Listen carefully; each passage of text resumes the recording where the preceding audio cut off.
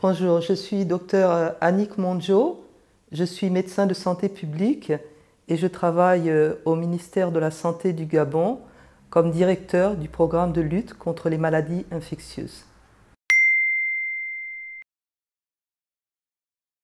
Cette année, pour sa 14e édition, le thème de la Journée mondiale contre la rage est « Finissons-en avec la rage, collaborons et vaccinons ». Finissons-en avec la rage, ça veut dire que l'on veut mettre fin à la transmission de la rage à l'être humain d'ici 2030. Pour cette année, nous avons prévu plusieurs activités. Compte tenu du contexte sanitaire, les activités que nous faisions habituellement en milieu scolaire ne sont pas possibles et nous avons opté pour faire une formation recyclage du personnel de santé au niveau du centre de santé de Nzayon, qui est notre centre de référence.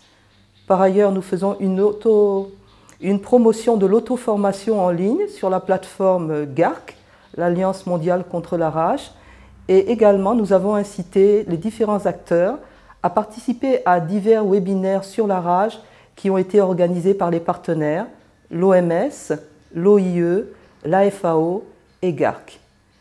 En dernier lieu, nous avons en projet, et nous sommes en train de le faire, une sensibilisation des populations au travers des médias, dont Média 241, je vous remercie de m'avoir invité, et aussi une campagne sur les réseaux sociaux. La rage est une maladie infectieuse qui existe depuis très longtemps. Elle existait déjà dans l'Antiquité. À l'heure actuelle, cette maladie, qui est toujours mortelle, affecte 59 000 personnes par an.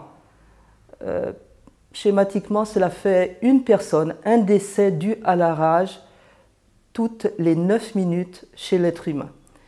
Mais la rage est aussi une anthropozoonose, c'est-à-dire qu'elle n'affecte pas seulement l'être humain, mais qu'elle peut aussi toucher des mammifères avec des poils et à sang chaud. Donc les mammifères, ce sont ces animaux qui allaitent leurs petits, en particulier les chiens. Dans le cas de la rage humaine, dans 99%, elle est transmise par un chien infecté. Cette maladie est par ailleurs, fait par ailleurs partie du groupe des maladies qu'on appelle les maladies tropicales négligées, qui contrairement à l'infection par le VIH, à la tuberculose ou au paludisme ont moins d'attention des populations et moins évidemment que le coronavirus qui existe à l'heure actuelle. Donc ces maladies tropicales négligées existent le plus souvent dans les zones tropicales, mais pas que, et elles affectent volontiers dans nos pays les personnes qui habitent dans des milieux déshérités ou bien dans les zones rurales.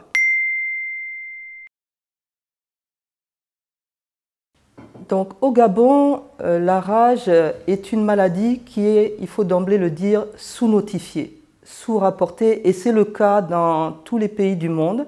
L'OMS estime même que lorsqu'on notifie un cas de rage, il faudrait multiplier par 50 ou par 100 le chiffre pour avoir le nombre total de malades. Et c'est sur cette base qu'ils font l'estimation que je vous ai donnée tout à l'heure de 59 000 personnes dans le monde affectées.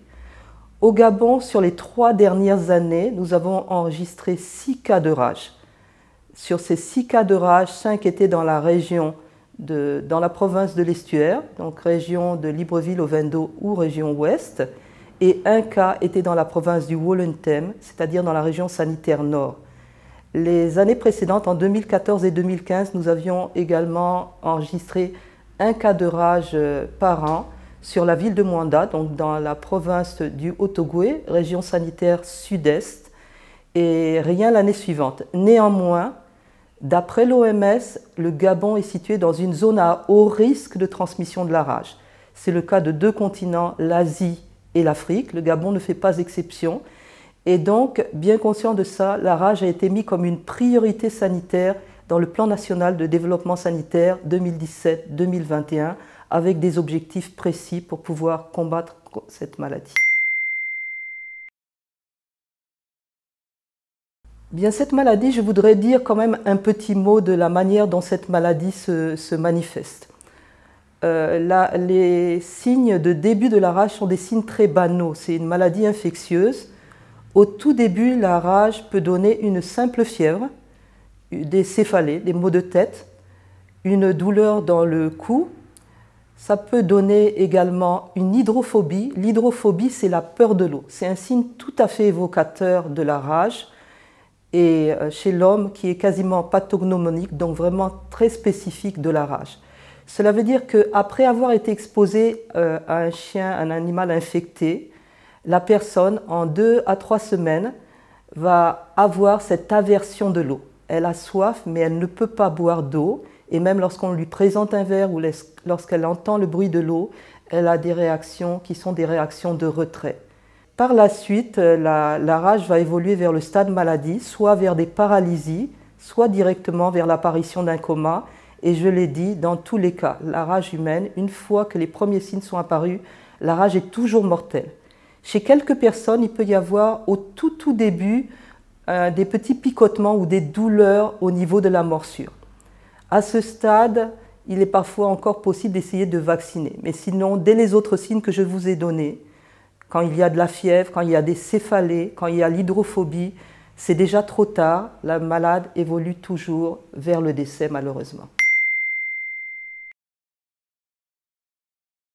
Lorsqu'on a été mordu par un chien ou par un autre animal susceptible d'être infecté par le virus de la rage, un chat, un singe ou même une chauve-souris, la chauve-souris fait partie des mammifères, il faut immédiatement avoir la réaction suivante, c'est de laver la plaie à l'eau et au savon pendant 15 minutes. 15 minutes montre en main, il faut laver à l'eau et au savon. Ce n'est pas 30 secondes dans le cas de la rage, il faut laver pendant 15 minutes. Et c'est quelque chose de long. C'est la première chose à faire avant de se rendre dans un centre de santé en urgence, le centre de santé le plus près de son domicile, où l'agent de santé pourra prescrire le protocole de vaccination antirabique. Le protocole de vaccination antirabique est standardisé. À l'heure actuelle, celui qui est utilisé au Gabon comprend l'injection de 4 doses par voie intramusculaire. Le protocole prend en tout 14 jours à 21 jours. Il y a 2 protocoles différents. Mais ça veut dire que lorsqu'on a été vacciné contre la rage, après avoir été mordu par un chien, on a reçu une dose, on n'a pas fini, on n'est pas protégé contre la maladie. Il faut absolument aller jusqu'au bout du traitement, qui est un traitement préventif. C'est ce qu'on appelle la vaccination post-exposition, la vaccination PEP. Il y a un autre mode de prévention qui est une vaccination qu'on peut faire en pré-exposition pour les personnes qui sont fréquemment exposées à un risque de rage, en particulier les vétérinaires, les personnes qui travaillent dans certains laboratoires et les personnes qui fréquentent des grottes qui sont habitées par des chauves-souris.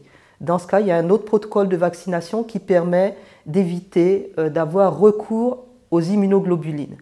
Donc, dans le cas d'une morsure, il faut parfois administrer les immunoglobulines. Pourquoi? Le vaccin contre la rage permet de développer des anticorps contre le virus.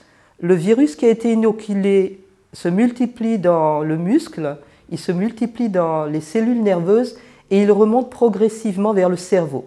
Donc lorsqu'il y a une vaccination contre la rage, c'est un peu une course de vitesse entre la vaccination et l'effet du vaccin. Chez les personnes qui ont été mordues vers des zones qui sont proches du cerveau, le cou ou le visage, ou bien qui ont été mordues au niveau des mains ou des pieds, ou des parties génitales qui sont des parties qui sont richement innervées, il faut en plus administrer des immunoglobulines. Chez les personnes qui ont été vaccinées précédemment, il n'y a pas ce besoin d'immunoglobulines. Néanmoins, il faut systématiquement revacciner pour faire un boost afin de faire remonter les anticorps contre la maladie. Donc même en cas de vaccination préventive de l'être humain contre la rage, il faut à nouveau recevoir des doses de vaccination au nombre de 3 dans le protocole actuel par voie intramusculaire. J'ouvre juste une petite parenthèse pour dire qu'à l'heure actuelle, il y a dans le monde une vaccination qui est faite par voie intradermique qui n'est pas encore appliquée au Gabon, mais qui a fait ses preuves dans d'autres pays et qui permet de raccourcir la durée de vaccination et d'utiliser des doses moindres de vaccins. Et nous sommes en train d'étudier cela pour que ça puisse également être mis en place dans notre pays. Bien, pour prévenir la rage ce n'est pas seulement le rôle de la santé humaine. La lutte contre la rage, c'est une lutte multi-acteurs. Et la manière la plus efficiente, la plus efficace de pouvoir éviter la rage transmise à l'être humain, c'est de vacciner au moins 60 à 70% des chiens. Donc pour prévenir la rage chez l'être humain, il faut vacciner les chiens. Il est tout à fait indispensable que tout propriétaire de chien vaccine les chiens, fasse vacciner son chien. Il y a des pays où on a même utilisé une vaccination de la faune sauvage qui peut être réservoir du virus de la rage. En Europe, la rage a disparu après que l'on ait fait une vaccination avec des appâts vaccinaux des renards, par exemple en France et en Belgique, chose qui se poursuit.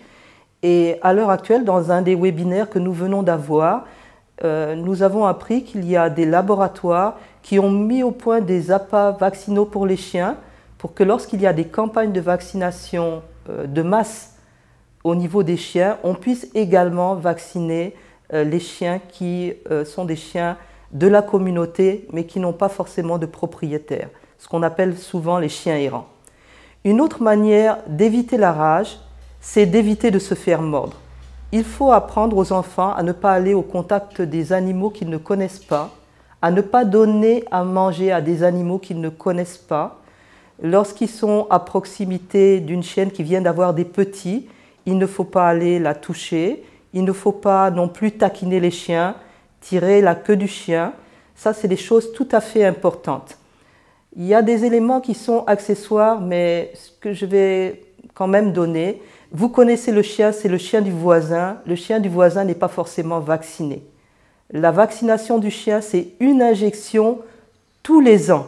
Donc, on va vous dire le chien est vacciné, peut-être il n'a pas fait son rappel, il est peut-être infecté, et un chien qui est enragé, il n'a pas forcément l'air méchant. Les vétérinaires m'ont appris qu'un chien qui est enragé, quand il est gentil, il devient agressif, et un chien qui est habituellement agressif va devenir plutôt apathique et ne va pas avoir de réaction. Donc quand vous voyez un chien, vous ne pouvez pas savoir formellement s'il est enragé, sauf à faire une surveillance vétérinaire. Et en cas de morsure, il est indispensable de pouvoir faire la surveillance de l'animal mordeur au niveau du centre de santé de Nzayon, de la Direction générale de l'élevage. Les agents qui sont en train de collaborer ensemble ont cette collaboration. Les agents du service de santé animale qui reçoivent souvent des personnes qui ont été mordues, les réfèrent systématiquement au centre de santé de Nzayon quand c'est à Libreville. Et à l'inverse, c'est un peu moins bien fait. Les agents de santé devraient systématiquement référer les personnes qui ont été mordues vers les services de santé animale afin qu'on fasse la surveillance du chien pendant 15 jours. Un chien qui meurt dans les 10 jours est très probablement enragé. Pour faire le diagnostic de la rage chez le chien, il faut normalement couper la tête du chien et pouvoir faire l'analyse au niveau du cerveau. Pour faire le diagnostic de la rage chez l'être humain, c'est plus facile. À l'heure actuelle, on peut, avec un simple écouvillonnage de salive, faire le diagnostic de la rage chez l'être humain. Et c'est quelque chose qui est fait au niveau du Gabon, au Centre interdisciplinaire de recherche médicale de Franceville, qui, par la polymérase chain reaction, la PCR, a confirmé le diagnostic de 2 des 6 personnes qui ont eu la rage dans notre pays sur les 3 dernières années. Donc la lutte contre la rage, c'est multi-acteurs. Les collectivités ont leur part, parce que si on laisse traîner les poubelles par terre, les chiens qui ont des propriétaires même ont tendance à aller manger au niveau de ces poubelles et à se multiplier. Les poubelles doivent être mises dans les bacs à ordures. Si vous affamez les chiens, ils ne vont pas se multiplier dans l'environnement et dans votre environnement proche. Voilà pour les mesures, mais il y a d'autres mesures. Il y a des mesures qui sont des mesures législatives. Je ne vais pas revenir sur toutes ces mesures. Il y a des mesures de contrôle aux frontières pour que les chiens qui ne sont pas vaccinés n'entrent pas sur le territoire. La rage est vraiment multi-acteur, d'où le thème de cette année. Finissons-en avec la rage, collaborons et vaccinons. Vaccinons les chiens tous les ans et vaccinons les personnes qui ont été agressées par un chien susceptible d'héberger le virus de la rage dans sa salive. C'est ça la manière de pouvoir faire disparaître la rage chez l'être humain d'ici à 2030.